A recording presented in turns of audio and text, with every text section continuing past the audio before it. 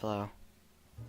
Okay, so I showed you guys how I make my maps, and now I'm going to show you guys how I can come up with a basic idea for a story to write. So basically, what you do is you take your map that you've drawn already, and you can basically just look at it closely and see if you can come up with ideas for a story to write about. Like there's forests and mountains and lakes and rivers and oceans and islands and a lot of stuff there that you can make a story about. Like you can look at the towns that you've drawn, give them certain names and stuff, and these things can be good inspiration for making a story about. And also for more inspiration, you can use like things around your house.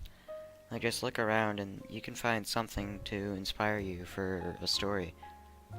You can take like just anything really and find inspiration from any household item that is around your house, and you can it doesn't have to be specifically that item. You can use your imagination and be creative with it and just try different scenarios with different items, and you can come up with some pretty good ideas for stories.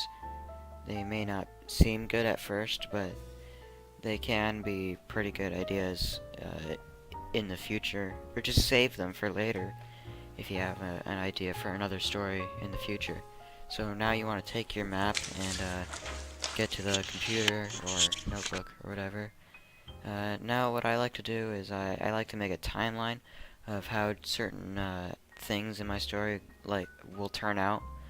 So I write down my descriptions for certain battles or whatever and just make it all kind of just happen on there, and write down whatever kind of stories you have, and whatever happens happens. And now if you want to take your and write your story, what I do is I usually just pick a spot in my timeline that I've made and use that as a setting for a story.